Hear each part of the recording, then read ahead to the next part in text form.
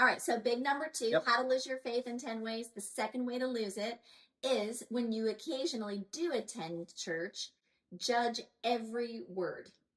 So, why is it dangerous to walk into your church Sunday in and Sunday out and be ready to be offended by your pastor?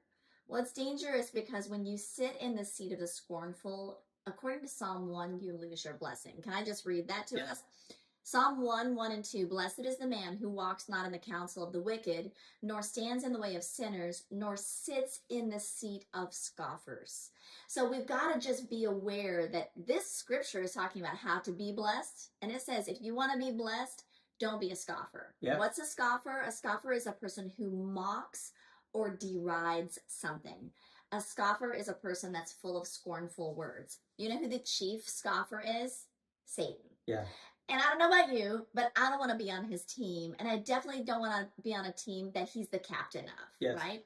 He is known as the accuser of the brethren. That means that his mouth is full of vitriol, harsh words, and judgments.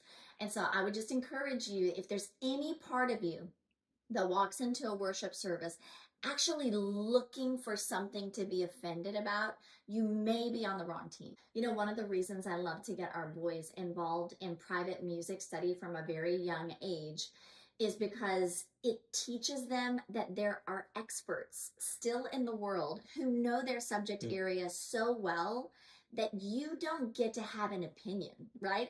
In fact, I remember saying to Isaac when he was like 6 or 7 years old and he just started violin, and in his lesson, he suggested to his teacher how he should hold his hand position. And so after the lesson, I was like, hey, babe, like she's an expert.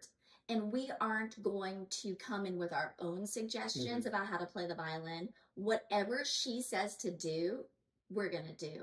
And I feel like it's the same with your minister. I mean, obviously, the Bible tells us that we're supposed to test everything according to the scriptures.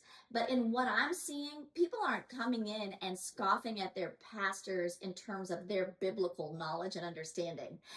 They're not coming and judging it in that way, which is biblical. They're kind of coming in instead with a sense that they might think that they're the smartest person in the room, like my 7-year-old thought when he went to violin. Right. And we need to assume and choose pastors for ourselves that they have read through the Bible far more times than we've ever read it. They've studied all the commentaries.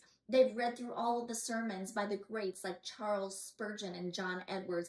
And because of their wealth of time and intensive work and knowledge, that we can actually sit under them with a trusting heart, expecting that they're going to rightly divide the word of truth, and not coming in with a critical spirit and expecting to find something that's going to make us feel like we leave angry instead of edified.